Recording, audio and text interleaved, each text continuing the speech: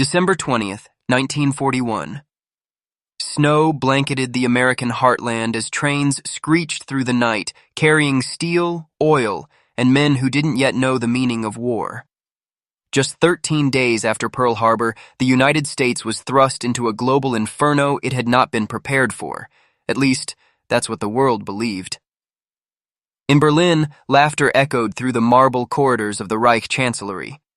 Hitler's generals scoffed at reports claiming that the Americans had promised to build 90,000 tanks. A fantasy, they said. The Americans make refrigerators, not war machines. Joseph Goebbels even mocked it in his diary, calling it industrial propaganda for morale. But deep beneath Detroit's frozen skyline, a transformation was already beginning, one that would turn the factories of democracy into engines of annihilation. In the smoke-choked air of Michigan, Henry Ford's River Rouge plant, the largest industrial complex in the world, rumbled to life under blackout conditions. Engineers worked around the clock, converting automobile assembly lines into tank production corridors. Chrysler's Warren tank arsenal rose from frozen mud in just 4 months, an achievement that stunned even the Army's logistics command. What had once built family sedans now hammered out M3 Lees and M4 Shermans, their turrets glinting under the dim glow of sodium lamps. It wasn't just production. It was defiance forged in steel. Across the Atlantic, German intelligence officers intercepted American industrial reports with disbelief. The Abwehr analysts dismissed them as fabrications, psychological warfare designed to mislead. In Berlin, Hermann Göring's Armaments Committee was confident that American mass production would collapse under complexity. They could not imagine that a single Chrysler factory would soon produce more armored vehicles per month than all of Germany's tank divisions combined. But behind every promise was a gamble. The U.S. Army didn't have enough trained workers, nor the materials to meet its targets. Engineers repurposed rail steel, washing machine parts, and even refrigerator compressors for tank production. Women, housewives, teachers, and clerks entered the foundries, their hands blistered by molten metal and acid. The 90,000 tank goal wasn't merely a number, it was a psychological weapon, a signal to allies and enemies alike that America would fight not just with men, but with machines born from the heart of its industry. The laughter in Berlin would fade soon enough. But in that winter of 1941, Germany believed America's promise of 90,000 tanks was an illusion, a mirage of industry that would vanish before it ever reached the battlefield. By the spring of 1942, the hum of machinery had replaced silence across America's industrial spine. The air over Detroit, Cleveland, and Pittsburgh trembled with the rhythm of piston hammers and conveyor chains. The United States had become a continent-sized forge. In secret, under the supervision of the War Department, a network of shadow factories emerged, facilities disguised as ordinary warehouses or rail hubs. These were no longer just car plants. They were arsenals designed to feed an army that barely existed 6 months earlier. Every bolt, gear, and armor plate was part of a national crusade. Farmers who had never seen a tank read about the government's astonishing goal: 90,000 armored beasts to crush fascism. It was an unimaginable figure, yet in offices deep inside the Pentagon, industrial planners drafted production blueprints with mathematical precision. The War Production Board demanded results measured not in years, but in weeks. Ford, General Motors, and Chrysler were ordered to abandon civilian products entirely. The once profitable American automobile industry died overnight and was reborn as the world's deadliest weapons complex. In Berlin, reports of America's mobilization reached Albert Speer, Hitler's new Minister of Armaments. He dismissed them as inflated, citing Germany's unmatched experience in mechanized warfare. "They cannot build tanks like sausages," he wrote in his memoir. Yet within months, aerial reconnaissance began revealing disturbing images, vast new assembly plants spreading across the Midwest like metallic cities, rail networks pulsed with supply lines longer than any in Europe. The Reich's analysts struggled to comprehend the scale. They had underestimated not just American industry, but the psychology of a nation driven by vengeance. Still, it was not without cost. Workers collapsed from exhaustion, production accident, TS multiplied, and entire towns transformed into military zones. Government censors monitored correspondence, ensuring no detail of the output leaked to potential spies. Thousands of women, now riveters and welders, labored under fluorescent glare through endless nights. The heat from furnaces melted the frost off factory windows, even in the dead of winter. Every M4 Sherman that rolled off the line carried more than steel. It carried the illusion of invincibility. The Germans still refused to believe it.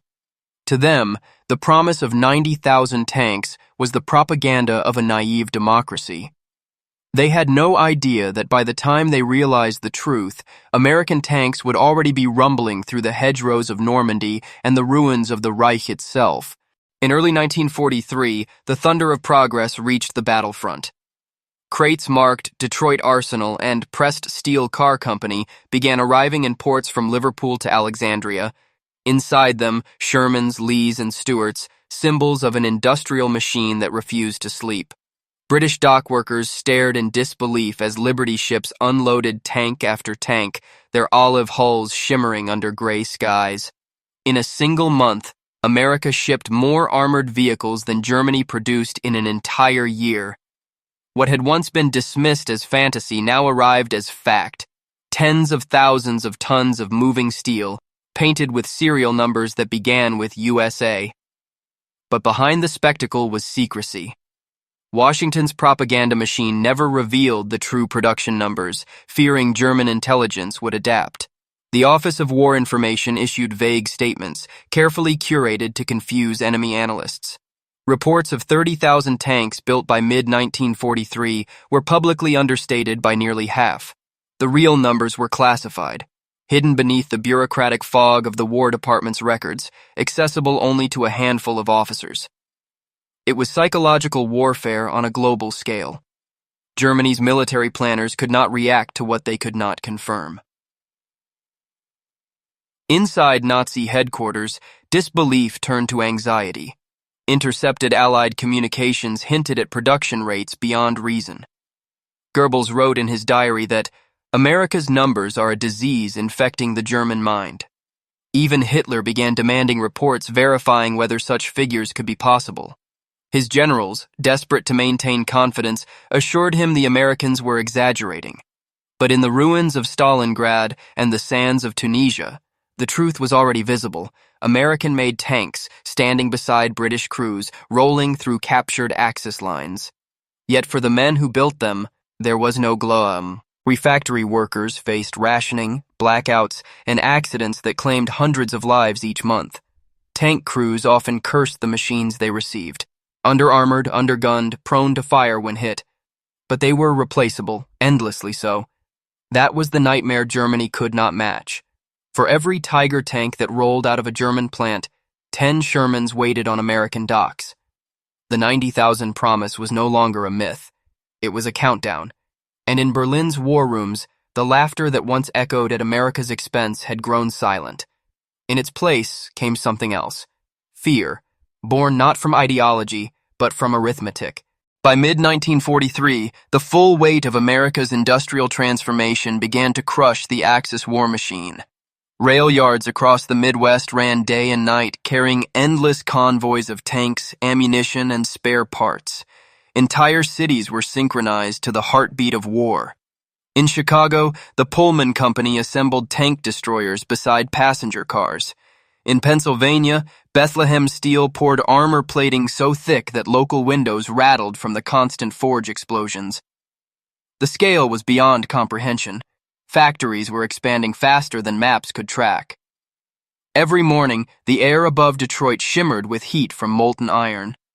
Workers arrived in caravans, some walking 10 miles through snow or rain, their lunch pails wrapped in newspapers. Men and women worked 12-hour shifts under red lights, ensuring that enemy reconnaissance aircraft flying overhead would see nothing. The government enforced secrecy so severe that even local newspapers couldn't mention what was being built. The war had turned American industry into a fortress of silence. Meanwhile, in Berlin, Albert Speer ordered an emergency review of Germany's tank program. Reports from the Eastern Front were grim. Entire armored divisions shattered by Soviet counterattacks, Tiger tanks immobilized by lack of spare parts, and fuel shortages crippling mobility. Intelligence agents whispered that the Americans were building tanks faster than Germany could destroy them. At first, Hitler laughed it off, convinced the Allies were bluffing. But in a rare moment of candor, Speer admitted to his inner circle, "If these numbers are true, we will lose this war not on the battlefield, but in the factories." On the front lines, German soldiers began noticing a pattern. For every column of Shermans destroyed, replacements appeared within days. Fresh crews, fresh machines, like an army of ghosts that would not die. American tank production had become a kind of warfare in itself. Mechanical attrition waged from thousands of miles away. The Shermans were not individually superior, but they were infinite. Their sheer quantity overwhelmed strategy, tactics, and even courage. Deep within the ruins of occupied Europe, Allied intelligence teams intercepted German radio chatter filled with disbelief. One panzer commander described it bitterly.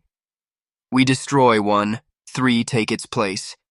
We are fighting a factory, not an army." The prophecy was becoming real. America had promised 90,000 tanks and was terrifyingly close to keeping that promise. Late 1943. The Allies were preparing for an invasion that would rewrite the map of Europe, and the foundation of it all was steel. American steel.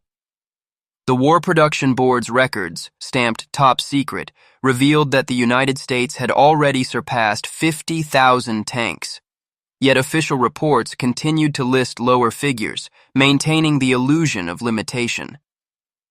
Beneath that deception, however, was a coordinated miracle of logistics unlike anything in human history.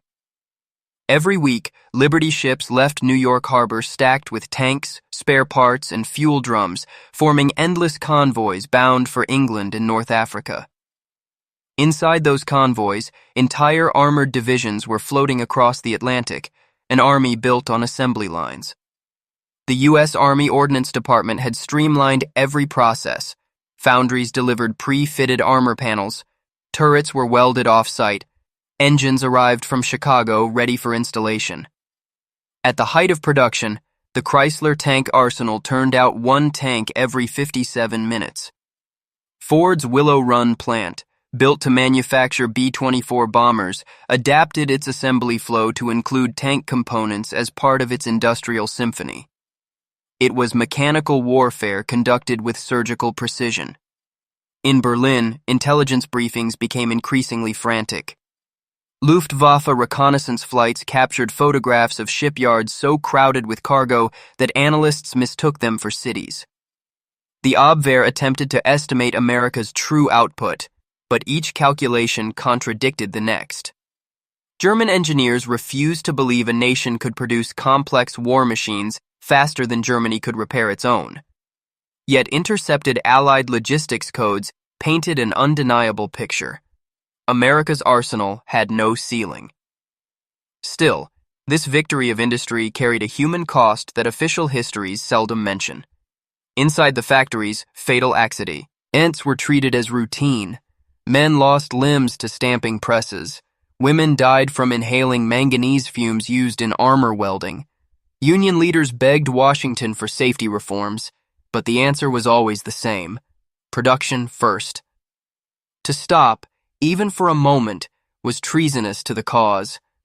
The factories became sanctuaries of sacrifice, where thousands labored themselves into exhaustion for a war that few would see firsthand. By the year's end, German generals began referring to America not as a nation, but as a production organism. The Reich had never faced an enemy like this, one whose battlefield stretched from the blast furnaces of Pittsburgh to the muddy shores of Sicily. The promise of 90,000 tanks no longer sounded like a boast.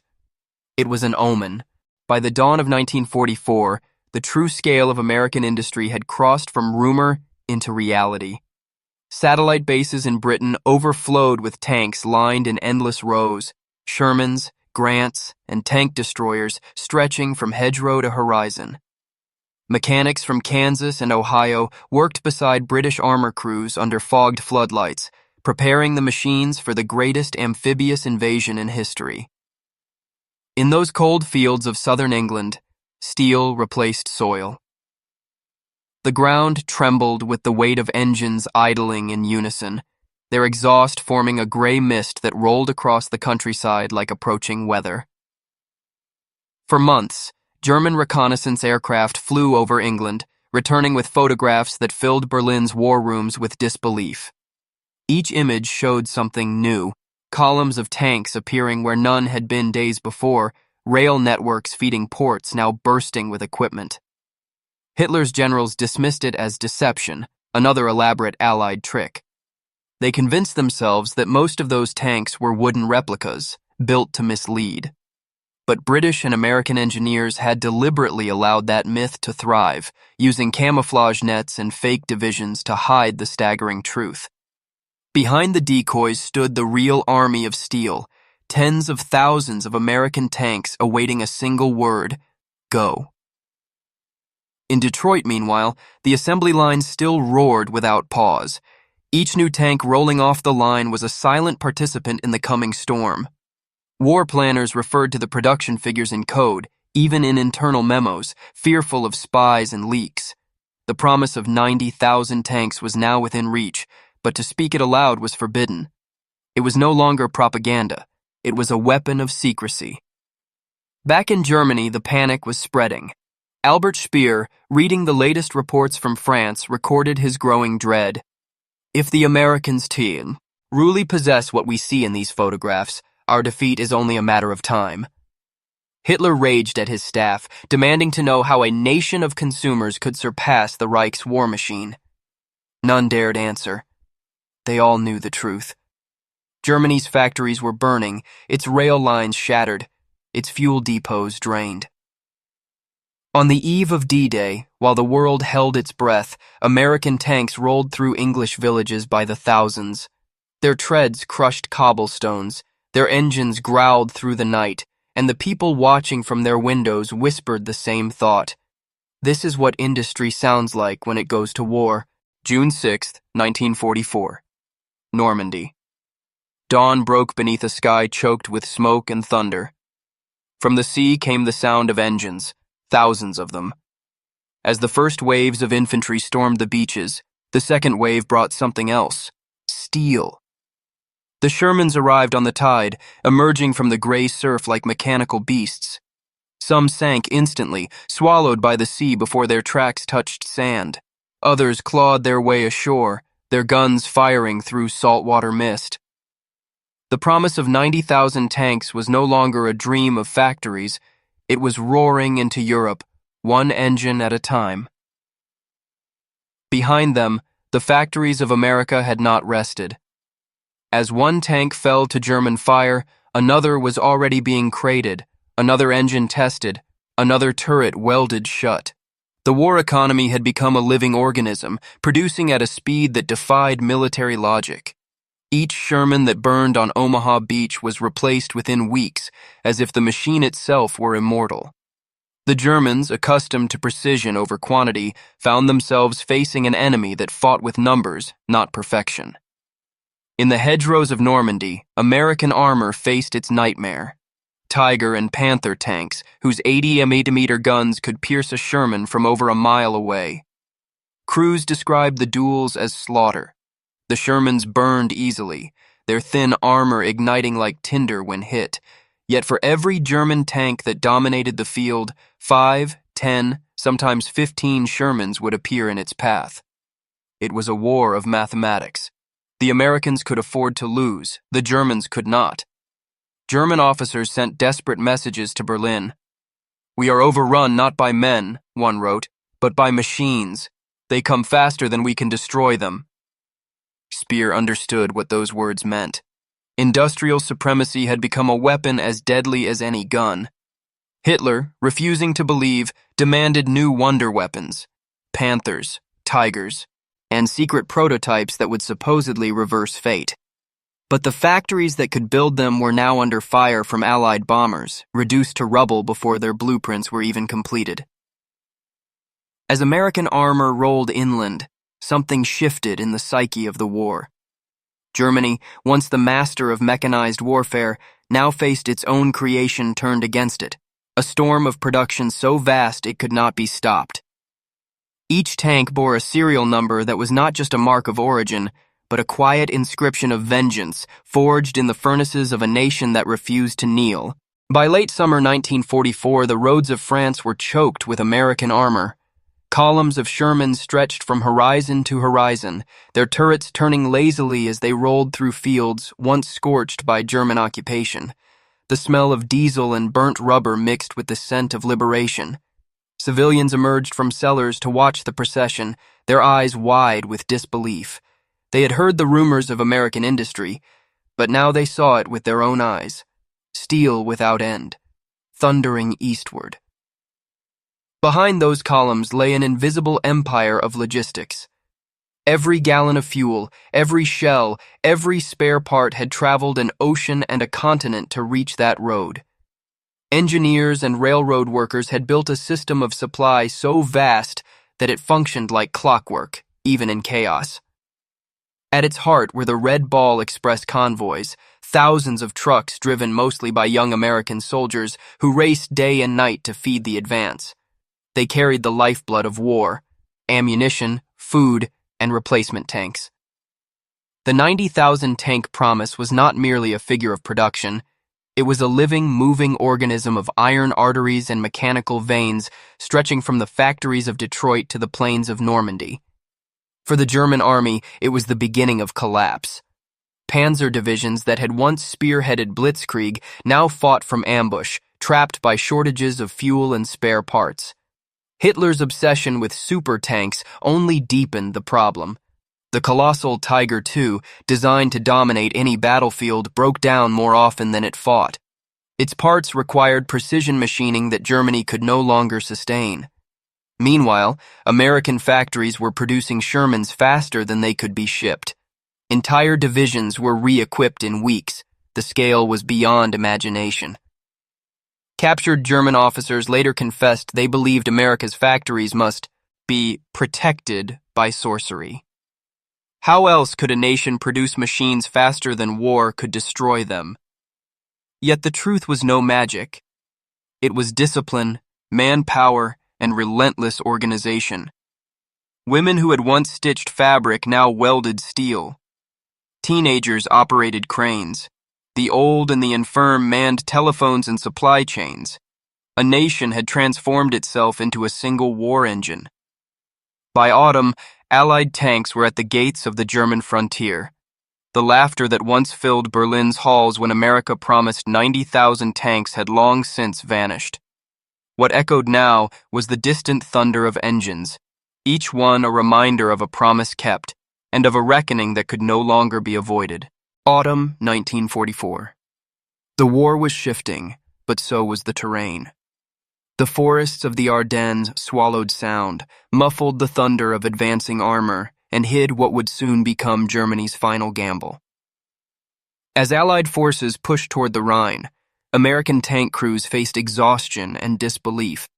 They had driven across nations, through mud, snow, and flame, yet the enemy refused to die. In Berlin, the Nazi regime prepared a counterstroke, Operation Wacht am Rhein, what history would call the Battle of the Bulge. It was meant to shatter the Allied front and buy time for the crumbling Reich. But the Americans were no longer the untested force of 1942. They had become veterans of mechanized war, men who lived and bled inside steel coffins. When the German attack erupted on December 16th, the fog was so thick that reconnaissance aircraft could not see the front lines. In that darkness, panzer divisions struck with a ferocity not seen since 1940. The mighty King Tiger tanks, monsters of armor and firepower, rolled through the mist like predators, annihilating anything in their path. Entire American units vanished in hours. Towns like St. Vith and Clairvaux were reduced to ashes. Yet as the Germans advanced, something ominous happened. The sky cleared. Convoys began to arrive. From the west came endless reinforcements, fresh tanks, replacement crews, entire armored divisions rebuilt in weeks. The Sherman, derided by its own crews as a death trap, now became the unbreakable thread of resistance. There were simply too many. Every road and rail line pulsed with replacements from Antwerp to Paris. For every tank Germany destroyed, America sent 3 more. The arithmetic of war turned against the Reich with cruel precision. Inside Hitler's bunker, the illusion of control collapsed. Reports of American armor flooding the Ardennes stunned the high command. Speer, reading the figures, wrote, later that it was then he realized Germany's defeat was absolute. We had built machines of brilliance, he said, but they were jewels against a tide of steel. In the snowbound forests of Belgium, German commanders began ordering withdrawals, not from lack of courage, but from the realization that they were fighting an enemy that could not be exhausted. By the time the smoke cleared, the Ardennes were littered with burned tanks, German and American alike. Yet only one side could afford the loss. The promise of 90,000 tanks had done more than break an army. It had broken an empire's delusion of superiority. By February 1945, Germany was dying. The Reich's once proud cities were smoldering ruins, its railways shattered, its armies retreating across a landscape of ash. In their wake came the rumble of American armor, steel waves rolling inexorably eastward. What began as a promise in 1941 had become a living nightmare for the Nazi war machine. Along every road, in every valley, Sherman tanks advanced like mechanical phantoms. They no longer came by the hundreds, but by the thousands. Each one bore the same message stamped into its armor plate: Made in USA. The German high command could scarcely comprehend what they were seeing. On the Western Front, intelligence officers estimated that the Allies were deploying nearly 40,000 tanks and armored vehicles, more than double what the entire Axis could field across Europe. Factories in Germany were silent. Allied bombers had flattened assembly plants in Kassel, Nuremberg, and Vienna. The Panther and Tiger tanks that did emerge were rushed to battle half-finished, engines untested, armor brittle from poor steel. Against them stood the endless tide of Shermans, simpler, lighter, easier to fix, and always replaced. For every Tiger lost, 10 Shermans arrived to fill the gap. The imbalance was no longer tactical, it was existential. Inside the bunker beneath the Reich Chancellery, Hitler raged at his generals. He demanded to know how the Americans had built so many. "They cannot outproduce us, they are soft," he shouted. No one dared answer. Albert Speer sat silently, knowing the truth he could never speak aloud. America's factories were untouched, operating at full capacity, while Germany's lay in rubble. In secret notes written that winter, he confessed, "They have turned their industry into a weapon more powerful than any army." The American tank crews paid for that victory in blood.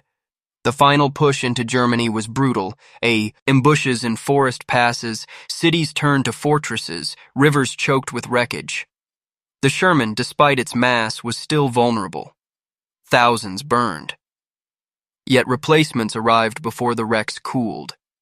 Germany's final strongholds, Aachen, Cologne, the Ruhr, fell beneath a ceaseless advance of treads and thunder. Civilians watched as tank columns rolled past, mile after mile, an unending procession of metal that no human hand could seem to stop. By March, the Rhine River, Hitler's vaunted natural barrier, was crossed under the smoke of American guns. The impossible promise of 90,000 tanks had not only been fulfilled, it had redefined the very meaning of modern war. Spring 1945. The end was near, though few yet believed it. Across the shattered German countryside, the ground trembled with a sound that had become both familiar and final, the metallic roar of American armor advancing. town after town, bridge after bridge, the Shermans came. They crossed rivers on makeshift pontoons, plowed through minefields, and crushed resistance beneath their tracks. The Wehrmacht, once feared as the master of mechanized warfare, now fled before an army built not merely of soldiers, but of factories. Everywhere, the evidence of industrial supremacy littered the landscape. Columns of captured German tanks stood abandoned on roadsides, their crews long gone or buried. American mechanics worked under open skies, replacing engines and welding plates in the mud, keeping the momentum alive. Behind them stretched a logistical chain so vast it defied imagination.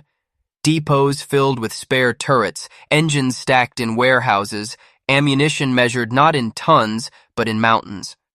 The promise of 90,000 tanks had not just been achieved, it had become a self-sustaining ecosystem of destruction. In Berlin, Speer moved through the ruins of his ministry with a face hollowed by realization. The industrial genius that once powered the Reich had turned into rubble and dust. Allied bombers had done what no army could.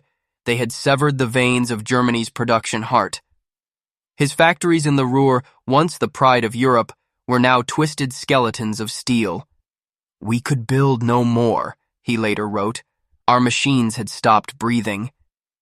In those final weeks, Germany produced only a handful of tanks, assembled in barns and tunnels, fueled by desperation and false hope. The Americans, by contrast, were producing more tanks in April 1945 than Germany managed in the entire first year of the war.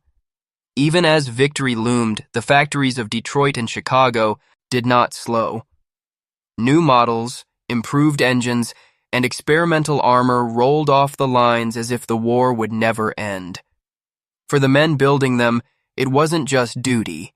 It was vengeance for Pearl Harbor, for the blood spilled in France, for every soldier buried in foreign soil. And so the tide of steel reached the German capital. The Allies closed in from every direction, their machines grinding through rubble and flame. The streets of Europe's once great empire now echoed with the sound of American engines, the rhythm of a nation that had promised the impossible and delivered it with terrifying precision. May 8, 1945. Silence fell across Europe. The guns that had once shaken continents now lay still among the ruins. Smoke drifted above Berlin like the breath of a dying giant. In the streets, burned-out tanks, German and American alike, stood as monuments to a world consumed by machines. The war was over, but its echoes still pulsed in the silence. For the men who had lived it, there would never again be peace as it once was. They had seen what industry could become when stripped of restraint, how a nation's factories could become its army, and its workers, its warriors. The final count defied belief. America had not only reached its promise, it had surpassed it.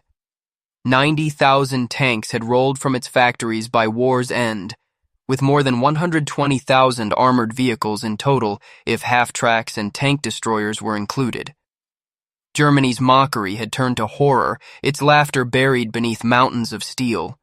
The war that had begun with blitzkrieg, the lightning strike of German tanks, had ended with a storm of American ones. The hunter had become the hunted, and the machine that once symbolized German power had been drowned beneath the very concept it invented: industrial war.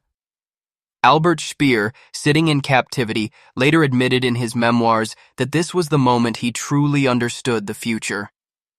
"The war was decided," he wrote, "when the first American factory switched from automobile to tank production."